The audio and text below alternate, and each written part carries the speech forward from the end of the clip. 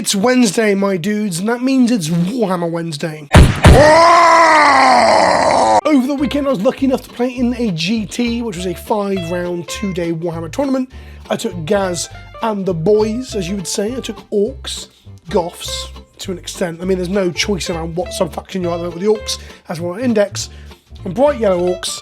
This was my list, and I had a really good time. I went 4-1, which was not what I expected. So I'm just going to unpack a little bit about the Orks that I took, how they were to play, how the tournament was, and just talk to you a little bit about competitive Warhammer and how much fun I had. This was my first tournament playing with the boys. They were originally going to be one of my vanity painting armies, where I was trying to get them to a level where I could win a painting competition with them, spending a couple of hours on each boy, even though I was bringing 30 or 40 or 50 boys, to really get the level of painting and the highlighting on them up to a high standard. However, as time went on, I really was itching to play them on the tabletop. I played them on TTS, Tabletop Simulator, which makes playing Orks a lot easier. Moving models and rolling large amounts of dice is quite easy on TTS.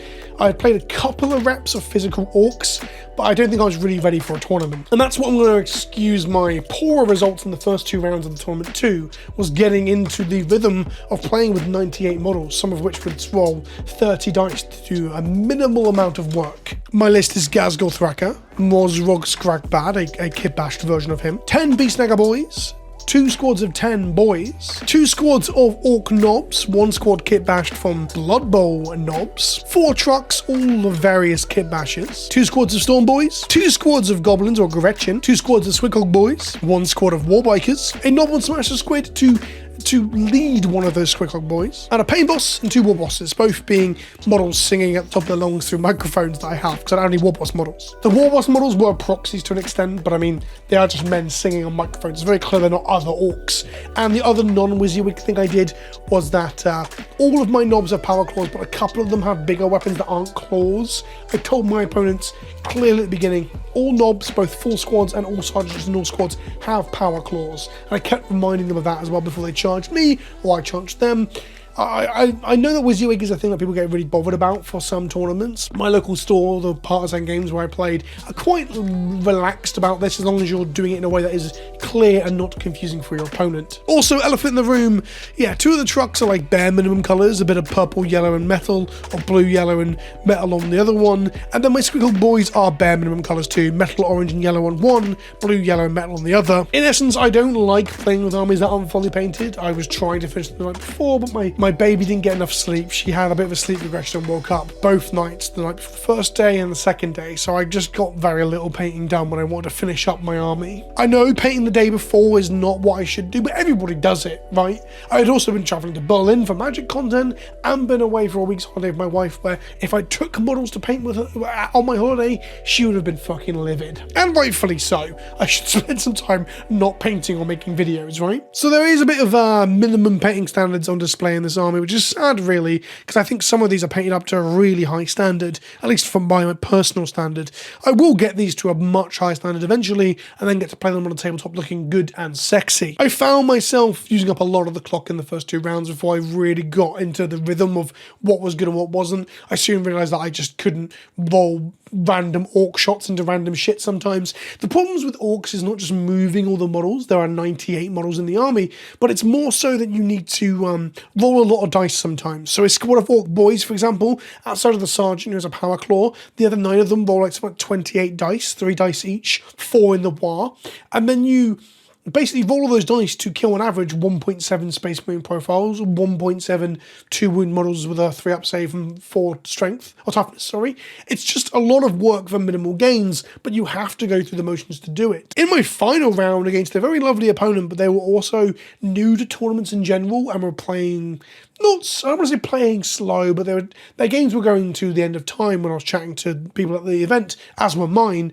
I decided to try and enforce a chess clock with us both, and they were willing to do so, and the game was a lot cleaner and smoother, and we both felt more comfortable once we got into the swing of it, and we had like 45 minutes left at the end of the round once the game was over. Interestingly though, that opponent did this thing where I said, do you want me to roll my attacks into these 2 Eldar bodies? And they said yes, because there's a clock. So they were trying to get me to eat up my clock by using my Ork rolls, which I guess is within the rules if it's a little bit unsporting. Not really calling them out on it. It was their first time using a chess clock, so they were, trying to figure out how to do this as well. And I was trying to teach them through it. I ultimately ended up rolling in small batches. So when there's an Eldar body left and 5 boys fighting it, I'd roll the sergeant first to see if it killed it, then 3 more boys. That'd punish me and use more time in the long term.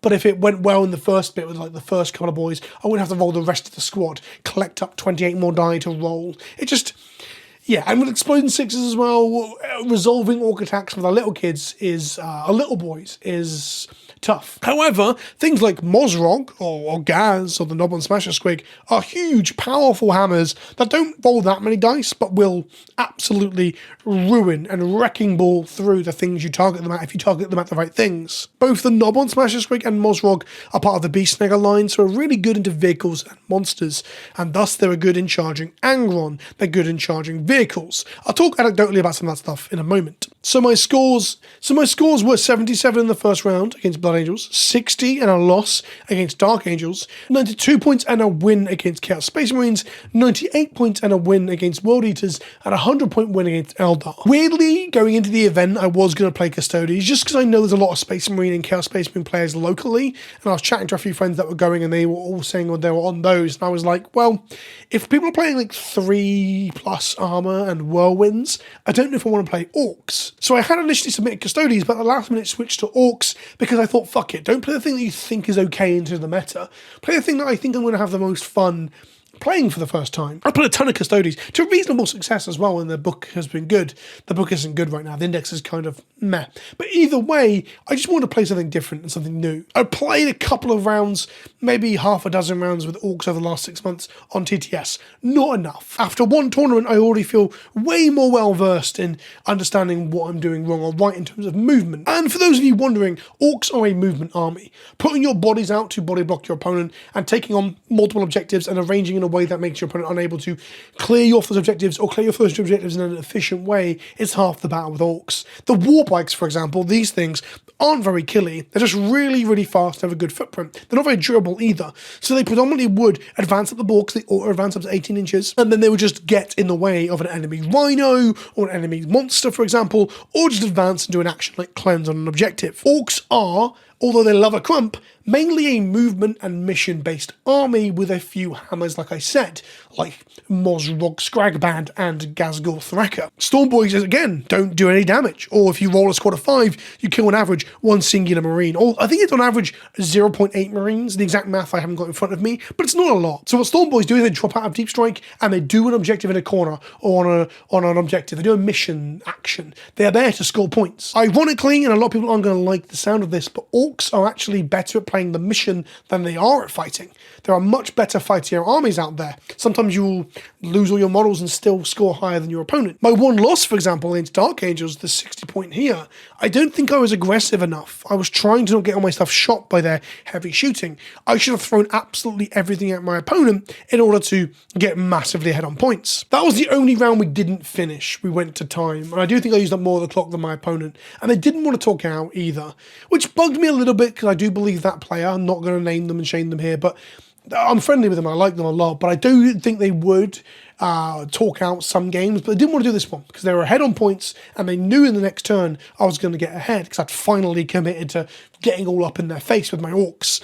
But I made enough mistakes early on and taken up more of the clock, so I can't really begrudge for how the situation rolled out. My first round opponent was on Blood Angels, but not the shooty Blood Angels with the Sanguine that you expect from competitive play. They're actually playing Death Company, and Vanguard veterans with the Dante attached. 3 big blocks of Assault Marines, and then 2 more Jump Pack Marines for mission stuff. Either way, they didn't really have any tools to open up my trucks, so when I sat on objectives with Squighog boys surrounding the trucks and stuff like that, they had to just come and fight the trucks and crack them, and then I got to charge them and kill as many Marines as I could during the war.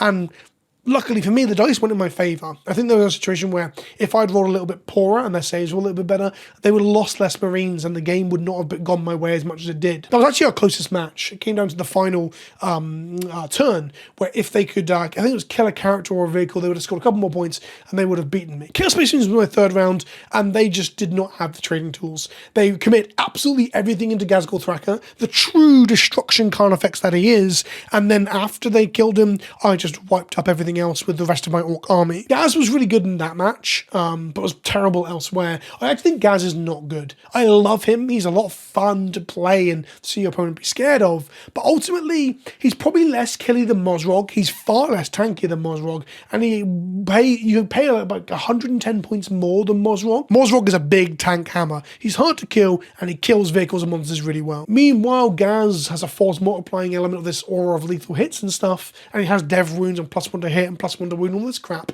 But ultimately, I think cutting him and playing like another beast boss, or playing another Noble and Smasher Squig with some more Squig Hogs, or more beast snaggers with the beast boss, for example, would be a much better use of points. Something I also learned at this event is that the beast boys don't have the grenade keyword. Learned that as I tried to grenade the Incarn to start like whittling away at her. That was both embarrassing because it looked like I was trying to get an inch where I couldn't. My opponent just asked if they have a grenade keyword, and I looked it up and they don't. But on top of that, it makes them 20 points dearer than normal boys and without grenades. They have a feel no pain and some more strength, I guess, but without a beast boss, I'm not convinced they're worth it. Although I've heard nothing but good things about a beast boss attached to them as a killy, like sort of hero hammer thing, so that's probably where I'm aiming towards next when I cut Ghaz from the list if I play an event in the new year. I wish I took some pictures of some of the matches, because World Eaters was fascinating.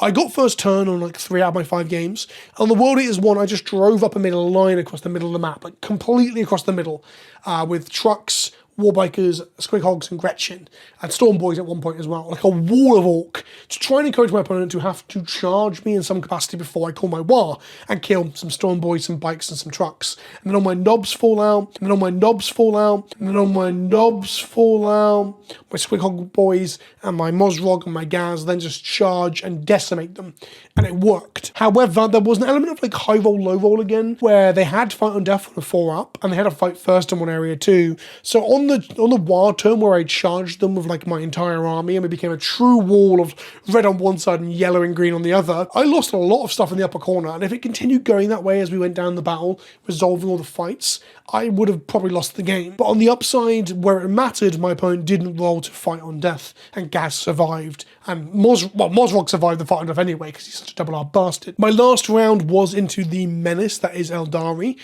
Basically, I was scared going to my 5th round because I thought I was going to play Michael Costello from the Vanguard Tactics team. We have loads of Vanguard Tactics people at my local shop, so it's not the hardest place to play, but it's also not the softest either. I mean, they are a coaching team after all. They should be good, right? But Costello is very, very good. And yeah, I played him last time and he was like one of my only losses then. This time round, I didn't play him, so I didn't have to worry about that. There's also another good player on Tau in their team too. I just didn't get paired against them. Points lined up. Maybe my bad wins early on inadvertently submarined me into playing the Eldar player.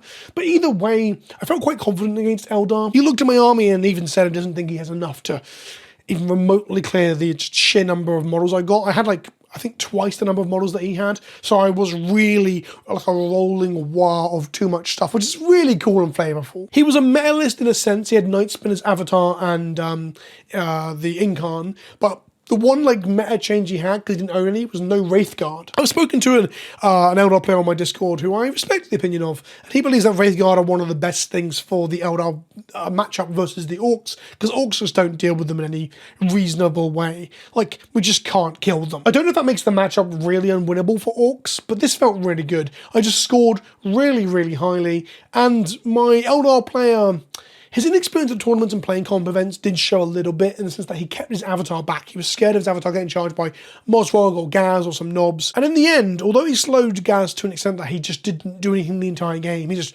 wandered up the board for 3 inches at a time because he couldn't advance and his movement was reduced from 5 to 3. He still didn't go near him. So the distraction card effects element still worked. The avatar ended the game just like stuck in an L somewhere and running out onto an objective at the end to get him 5 points. If he'd thrown the avatar at me, I would have had to commit resources to both the Incarn and the Avatar, because only the Incarn come at me, I could tank shock, I could grenade, I could head whoppers, kill, chop off the knob and finish it off. So that was the clear mistake there. I benefited from my opponent just feeling a bit unconfident about how to deal with Ghaz. Because that's what happens when you bring an off-meta thing, or your opponent is less experienced than you.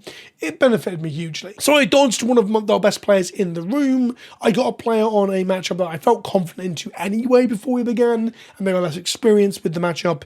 So that was in my favour too. Ultimately, I really enjoyed the weekend, and the vibes were pretty good on the whole. I only had one difficult conversation about a ruling, because my opponent just wasn't wasn't listening to me. They also had a row with someone else in their match, quite openly and loudly. So that gave me confidence to think it wasn't just me being tired and being a bitch. They were being a bitch too. I won't say which opponent that was. I don't think that's fair. But the vibes at the end were good, and the local community felt positive, and I don't know, I just really enjoyed it. Even if I'd lost some games, I probably would have enjoyed it. I went in expecting to try and aim for that 3-2. I really liked going on a positive win rate. Getting the 4-1 was wonderful, and coming second with that was wonderful. My trophy's downstairs, and I can't bother to get it, but it's my second trophy from Partisan now, so I'm pretty happy with that. With a few more reps and a bit more sleep, I think I'd be much more prepared to play larger events, a 6-rounder, for example, with the Army. The Army feels very powerful and very good at scoring. It's one of those things. And I love that in Warhammer. I love that I don't have to specialize in tabling my opponent. I can instead play the mission, which feels way more tactical, which is ironic considering I'm playing the Orks, right? There is this weird thing though of playing solitaire in Warhammer, where your army just scores really well. Necrons from the end of 9th, for example, where you could lose all your models and hardly fight your opponent anyway, and still score upwards of 90 points. It was kind of dumb. I don't think Orks were in that position, not by a long shot. I was playing randomized objectives every game, so sometimes you do get stuff you can't quite do in that scenario. But I do think there's an interesting balance there in Warhammer, how they have to balance killiness and the feel bads of getting tabled and stuff, but also the ability to play the mission too. Orks are definitely on this side of things. They aren't a very killy army right now, despite Mozrok being a badass. Either way, I wanted to show off how gorgeous I think my Orks are, how much I love the ones that are fully painted. I'm getting there. I'm painting more of them. I just love how Orks are in general. I love kit bashing and reappropriating other kits in other games. And this is an ambulance from a car boot sale that I bought that I'm doing a video on converting and painting up. That'll be out sometime. I don't know when. If you enjoyed the video, let me know in the comment section below. And if you've got any questions, let me know down there as well. It's my first time doing a tournament roundup. I didn't even do one. Did I do one last year? I came fourth at a 250 person tournament with Custodes. I've talked about it so much with people, but I don't know if I ever did a video on it. I could go back and look. I won't. It's not that important. Either way, I'll do more of these in future when I feel like the event was good from some sort of competitive angle of understanding the game better, whether something interesting came up, or generally just some good vibes of talking about how much I'm enjoying competitive play. I maybe really want to play some competitive Modern. Weird, I know, weird tangent, but I've enjoyed playing Modern on Modo recently in the last couple of weeks, and now with the bans coming on Monday in Magic, it makes me want to get out and play some paper Modern if there are events available in the UK to do so. I just like competing. Even if I'm not the best player in the world, I still find it really fun. The challenge is, I don't know, it fills up a part of my soul that isn't filled up by other things. Let me know what you think in the comment section below. I've been Vince, or Snow's Pleasant Club on the internet. Hope you enjoyed my Orks. And I'll see you the next one. See you next Wednesday at the very least. Ta-ta for now.